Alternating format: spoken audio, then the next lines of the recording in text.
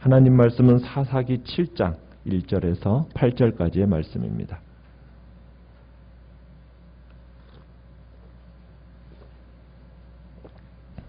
사사기 7장 1절에서 8절까지의 말씀입니다. 7장 1절 제가 먼저 읽습니다. 여루바알이라 하는 기드온과 그를 따르는 모든 백성이 일찍 일어나 하롯셈 곁에 진을 쳤고 미디안의 진영은 그들의 북쪽이요 모레산 앞 골짜기에 있었더라.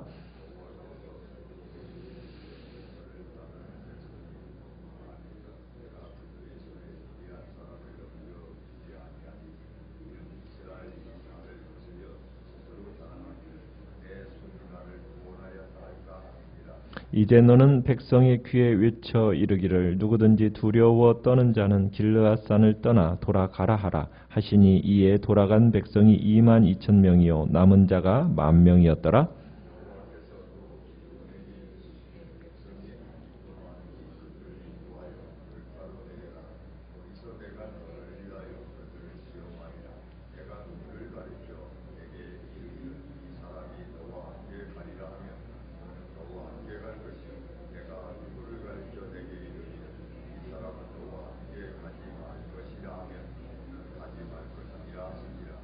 이에 백성을 인도하여 물가에 내려가매 여호와께서 기드온에게 이르시되 누구든지 개가 핥는 것 같이 혀로 물을 핥는 자들을 너는 따로 세우고 또 누구든지 무릎을 꿇고 마시는 자들도 그와 같이 하라 하시더니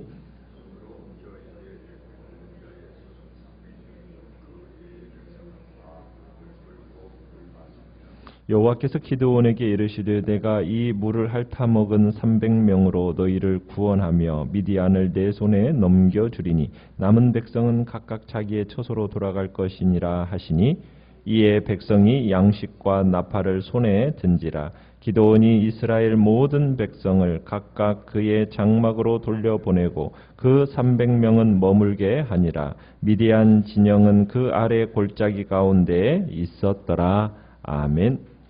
오늘 말씀의 제목은 300용사인 이유라는 제목으로 말씀을 나눕니다. 지난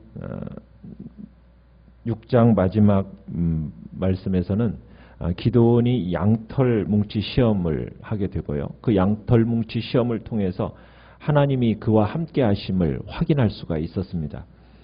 드디어 이제 미디안 사람들을 중심으로 구성된 적군과 그리고 기드온 군대가 이제 한판 승부를 이제 겨룰 만한 만반의 준비를 마친 거죠. 이제 오늘 7장에 나타나는 기드온은 단지 인간 기드온의 모습은 아닙니다. 바알과 싸울 수 있는 여룻바알의 모습입니다. 그래서 7장 1절을 시작할 때 뭐라고 시작을 하고 있습니까? 여룻바알이라 하는 기드온과 이렇게 시작하는 것을 보게 됩니다. 그러니까 성경 기자가 지금 여룻바알을 먼저 딱 말하고 그러고 나서 기드온이라고 부가적인 설명을 첨가함으로써 여룻바알의 모습을 강조하고 있는 거죠. 자, 그런데 이 기드온과 이스라엘 군대가 진을 친 곳이 어디입니까? 하롯셈 곁이라고 얘기하고 있습니다. 이 하롯이라는 지명은 어떤 의미가 있느냐면 떨림, 공포, 두려움 이런 단어예요.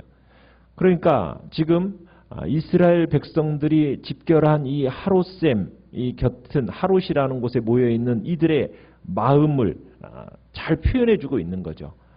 기드온이 두려워했던 모습을 상기시켜 줄 뿐만 아니라 이스라엘 백성 가운데서도 두려워 떠는 자들이 있었음을 지금 암시해주고 있는 겁니다. 그러니까 진을 쳤던 하롯셈의 분위기는 어떤 분위기냐? 두려움이 가득 찬 분위기였다라는 거예요. 그것을 우리가 충분히 추측해 볼 수 있고 왜 이들이 두려워했느냐면 미디안 군대의 숫자와 비교해 볼 때 지금 이 이스라엘 전세가 절대적인 열세입니다. 자, 이스라엘에서 지금 온 네 지파에서 징병된 숫자는 몇 명입니까? 3절에 보시면은 32,000명의 보병이에요. 그에 비해서 적군인 미디안 군대는 몇 명이냐? 8장 10절에 가보면은 13만 5천 명이라고 합니다. 13만 5천 명. 그리고 이들은 다 낙타를 타고 있는 사람들이에요. 그러니까 숫자적으로만 계산해도 이스라엘 군인 한 명이 몇 명을 상대해야 되냐면 5명을 상대로 싸워서 이겨야 되는 겁니다. 그러다가 그들은 적들은 낙타도 가지고 있어요. 이런 정황을 감안하면 기드온과 이스라엘 백성들이 왜 불안해하고 답답해하는 것이 당연한 겁니다. 도대체 승리라는 것은 보이지 않거든요. 그러나 믿음이라는 것은 무엇입니까? 보이지 않는 것들의 증거이고 또 이제는 되돌릴 수도 없어요. 되돌리기에는 너무 멀리 와버렸기 때문에 이제는 오직 한 길, 하나님께서 약속하신 거 믿고 나가는 길 밖에는 이제 다른 대안이 없었던 거예요. 그런데 바로 이런 상황에서 도저히 이해할 수 없는 하나님의 말씀이 기드온에게 임합니다. 참 기드온의 심정을 전혀 모르시는 듯이 하나님께서는 기드온에게 엉뚱한 요구를 하세요. 2절에 뭐라고 얘기하고 계시냐면 기드온이 거느린 군대의 숫자가 어떻다고요? 너무 많대요. 너무 많대요. 아니 지금 숫자가 이게 지금 많은 숫자입니까? 지금 싸울 숫자가 지금 5대1이에요. 5대1. 그런데 지금 숫자가 너무 많다고 일부를 집으로 돌려보내라는 겁니다. 하나님의 말씀이 무리의 숫자가 너무 많대요. 그러면서 이 기드온의 군대를 두 단계를 거쳐가지고 상상을 초월할 정도로 지금 이제 축소시켜 버리는데요. 첫 번째 단계는 뭐냐면 3절에서 어떤 사람은 다 돌아가라고 얘기합니까? 그가 거느리고 있는 32,000명 중에서 두려워서 떠는 자들은 모두 집으로 돌려보내라는 거예요. 그러니까 기드온이 지금 하나님의 명령을 따라서 지금 적을 두려워하는 자들을 돌려보내라는 거죠. 자, 돌려보내니까 몇 명이 돌아가 버렸어요? 22,000명이나 돌아가 버렸어요. 남은 건 몇 명이에요? 딱 10,000명이에요. 10,000명. 군대의 규모가 갑자기 얼마로 줄어들어 버렸습니까?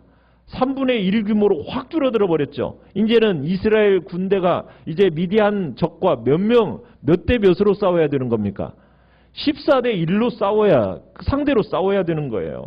그 엄청난 규모의 낙타를 소유한 이 군대하고 이 상대로 싸워야 되니 이게 더 말이 안 되는 거죠. 우리 생각은 그렇잖아요. 두려워 떠는 백성이라 하더라도 좀 없는 것보다는 있는 게 더 낫지 않겠어요? 이게 100배 더 낫지 않을까 이런 생각이 들잖아요. 더욱이 이 병사들은 그래도 어떤 사람들입니까? 다 자진해서 모여든 백성들이잖아요. 비록 두려움에 떨고 있다 할지라도 기드온이 요청하니까 자발적으로 올라온 사람들 아닙니까? 그러니 이 미디안 군대가 지금 코앞에 진치고 있고 또 이제 이 지금 하롯셈 곁에 진치고 있는 이 모래산 앞 골짜기에 지금 적들이 딱 있는데 갑자기 서로 진 가운데 많이 있다는 것을 보여줘야 할 판국에 두려워서 떠는 자들은 돌아가라고 하니까 22,000명이나 돌아가 버리니 이게 지금 얼마나 더 답답할 노릇입니까? 그러나 우리가 기억해야 할 게 뭐가 있느냐면 신명기 말씀에서 율법책에 이런 규례가 있어요. 전쟁을 하기 위해서 모인 사람들 중에 두려워하는 사람들은 전쟁에 참여시키지 마라. 집으로 돌려보내라. 이런 율법의 규례가 있습니다. 왜 그러냐면 여호와의 전쟁은 말 그대로 누가 친히 치르시는 전쟁이에요? 여호와 하나님이 직접 친히 치르시는 전쟁이에요. 그러니까 여호와의 전쟁이라는 것은 이스라엘이 전쟁하고 여호와가 그냥 옆에서 도와주시는 정도의 전쟁이 아닙니다. 여호와의 전쟁은 실제로 여호와 하나님이 홀로 싸우시는 전쟁이고 그리고 그 이스라엘이 그냥 참여하는 것뿐인 것이 여호와의 전쟁이에요. 그래서 이 여호와의 전쟁에는 두려워할 필요가 없는 겁니다. 주님께서 직접 참여하시는, 직접 주도하시는, 홀로 싸우시는 그런 전쟁이기 때문에 그 전쟁에 참여하는 사람은 아무나 참여하는 게 아니에요. 두려워서 떠는 사람은 참여할 수가 없는 전쟁이라는 거죠. 결과를 두려워해서 진심으로 싸우지 않는 자들, 그런 사람은 필요 없다라는 거예요. 자칫하면 사기만 떨어뜨릴 뿐이라는 거죠. 그래서 여호와의 전쟁에 참여하는 사람은 어떤 사람들이라? 하나님에 대한 확고한 믿음이 있는 사람들, 그런 사람들만 참여할 자격이 있다. 그래서 여호와의 전쟁 가운데 전쟁을 치를 때에는 두려워서 떠는 자들은 다 돌려보내라는 것이 율법의 규례예요. 그 율법의 규례대로 이제 하나님께서는 기드온에게 명령을 내리신 거죠. 그래서 진짜 두려워 떠는 자들은 가라 했더니 그냥 우르르 가버리는 겁니다. 3분의 1이라는 숫자가 가버렸어요. 자, 그런데 하나님은 4절에 보면 3분의 1로 줄어든 이 군대를 가리켜서 아직도 뭐래요? 백성이 아직도 많대요. 많대요. 아니 1만 명 가지고도 아직도 많대요. 그러면서 이들을 다 물가로 데려가랍니다. 그러면서 물을 먹게 해래요. 그러면서 물을 먹는 모습을 보고서는 집으로 보낼 자들과 기도원 너하고 함께 남아서 전쟁할 자를 내가 구분해 주겠다. 이렇게 말씀을 하시는 겁니다. 그러니까 하나님의 명령에 따라서 기도원이 이제 1만 명을 데리고 물가로 데려가요. 그리고서는 물을 먹게 했더니 두 가지 자세로 구분되어서 물 먹는 모습이 나타납니다. 한 부류는 개처럼 엎드려서 먹어요. 또 한 부류는 무릎을 꿇고 이렇게 손으로 물을 움켜서 먹는 겁니다. 자, 기도원이 마음에 드는 특정한 부류를 선택할 수 있는 자격이 없어요. 그냥 하나님이 물 마시는 자세를 보고서는 이 사람들 택하고 거느리고 나가라 하면은 어쩔 수 없이 나갈 수밖에 없는 그런 전쟁인데, 자, 주님이 하나님께서 택해서 데리고 가라 한 사람은 어떤 사람들입니까? 6절에 보니까 손으로 움켜 입에 대고 핥는 자의 수가 몇 명이더라? 300명. 딱 이 300명의 부류를 딱 지정하시더니 이 사람들 거느리고 전쟁터로 가라 이러시는 거예요. 하나님께서 이게 두 차례의 병력 감축을 계획을 내리시더니 결국에는 몇 명만 남게 하셨어요? 300명 군대 거느리고 나가라는 거예요. 처음엔 몇 명이었습니까? 32,000명으로 시작했다가 100분의 1 남겨놓고서는 99%는 집으로 다 돌려보내신 거예요. 1% 데리고는 전쟁을 하게 하시는 겁니다. 이제 이스라엘이 싸워야 할 적들의 숫자가 13만 5천 명이면 이제 몇 명하고 일당 450명하고 싸워야 돼요. 일당 450명. 이 정도의 적을 상대로 싸워야 돼요. 두려워하는 자를 돌려보내는 그렇다고 하더라도 아니 자발적으로 남아있는 사람들을 참여하겠다고 말하는 사람들은 굳이 돌려보내신 이유는 도대체 뭘까요? 왜 하나님은 이렇게 숫자를 확 줄여버리신 겁니까? 2절에서 이야기하는 바가 뭐예요? 2절에서 왜 하나님께서 이렇게 군인의 숫자를 줄이셨대요? 딱 한 가지죠.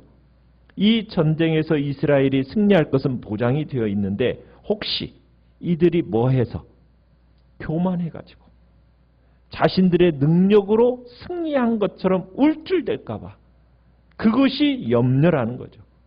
그러니까 하나님이 가나안 전쟁을 남겨놓으신 이유는 뭐였느냐면 이스라엘에게 오직 자신만을 의지해라. 이걸 단지 자신에게만 영광을 돌리게 하기 위해서 가나안 전쟁을 남겨놓으신 거예요.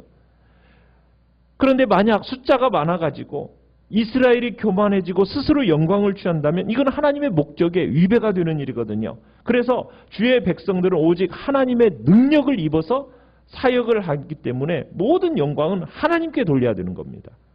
하나님을 결코 자신의 영광을 사람하고 나누지를 않으십니다. 따라서 하나님은 숫자를 그래서 확 줄여버리신 거예요. 우리 인간은요, 조그마한 틈만 보이잖아요. 그러면은 그 틈을 비집고 뭘 드러내고 싶어 할까요? 항상 자기를 높이고 자기를 자랑하고 자기를 기쁘게 하려고 하는 것이 인간입니다. 그러니까 모태로부터 죄를 가지고 태어난 인간의 모습이 그래요. 어떻게 보면 여러분과 저의 제일 중요한 경향성이 뭐냐? 나를 높이고 싶어 하는 거예요. 어쨌든 나를 자랑하고 싶어 하고 나를 기쁘게 하고 어쨌든 나를 높여서 하나님께 돌아갈 영광을 빼앗으려고 하는 것이 우리 인간의 본성이라는 거예요. 하나님은 우리를 높이기 전에 우리가 우리를 높이고 우리를 자랑하는 거 이거 우리의 본성임을 누구 봐도 잘 아시는 거예요. 틈만 생기면 그 틈새를 비집고 어떻게 해서든지 내 손의 힘을 자랑하고 싶어하고 그게 우리의 어리석은 경향입니다. 그것 때문에 하나님이 지금 이 구원의 영광, 승리의 영광, 이 영광을 가지고도 망하는 길로 가는 것을 아시기 때문에 전쟁에 이겨가지고 도리어 망하는 길로 가는 것을 하나님은 이 망하는 길로 떨어지는 예가 너무너무 많기 때문에 하나님은 지금 이런 숫자를 확 줄여버리시는 거예요. 너희들의 힘으로, 너희들의 어떤 노력과 어떤 수고로 되어진 것이 아니다라는 것을 하나님은 알게 하시고 도저히 그런 말 할 수 없게끔 믿음으로가 아니면 불가능한 자리로 우리의 삶을 밀어 넣어 버리시는 겁니다. 아, 정말 하나님이 하시는 거구나. 정말 하나님이 하신 거구나. 이런 고백이 일어나게끔 모든 환경 속으로 우리를 밀어 넣어 버리시는 거죠. 성도의 제일 중요한 특징이 뭐냐? 자기를 향한 자랑이 무너져 내리는 겁니다. 자기를 기쁘게 하거나 자기를 높이거나 자기를 자랑하거나 절대로 자기를 드러내려고 하지 않는 것이 성도의 제일 중요한 특징이라는 거예요. 왜? 모든 것이 뭐라고요? 하나님의 은혜예요. 하나님의 은혜예요. 이제 결국 이 300명을 가지고 13만 5천 명이라는 미디안 군대를 이깁니다. 여러분 거기에 지금 이스라엘이 자랑할 만한 틈새가 있습니까? 없습니까? 없어요. 말도 안 되는 승리를 거두는 거예요. 도무지 나라는 존재가 조금이라도 섞여 들어갈 설명될 수 없는 그런 사건으로 하나님이 만들어버리시는 거예요. 아, 이건 정말 하나님이 하셨구나. 이렇게 말하지 않으면 설명할 수 없는 그런 사건이 일어난 겁니다. 하나님은 그런 자리로 우리를 데려가시는 거예요. 그러면서 믿는 사람의 중요한 특징, 뭘 없애시는 거예요? 자기 자랑. 하나님은 그것을 없애시려고 하는 거예요. 자기에 대한 신뢰를 무너뜨리시려고 하는 겁니다. 자기를 기뻐하지 않도록 만드시는 것이 하나님의 의도예요. 우리의 내면이 확 무너져 내려서 정말 도저히 나에 대해서는 기대할 것도 없고 신뢰할 수도 없고 내 것이라고는 도저히 드러낼 수 없는 자랑할 수 없는 그 자리로까지 우리를 확 무너뜨리시면서 오직 하나님 그분이 하셨습니다 하면서 하나님께만 영광을 돌리고 하나님 한 분으로만 만족하며 살아가도록 하나님은 우리를 그런 자리로 이끌어 가시는 거죠. 오늘 하루 우리가 살아가는 데 있어서도 우리의 인생 속에 우리를 자랑할 거리가 없다라는 거 주님 앞에 철저하게 이 시간에도 고백하시면서 오직 하나님의 은혜입니다. 하나님밖에는 내가 붙들 것이 없음을 이 시간에도 고백하고 주님, 오직 주님만 바라보며 살아가겠다고 결단하는 이 귀한 시간이 되시기를 간절히 바랍니다. 오늘 말씀을 생각하면서 기도 말씀을 생각하면서 기도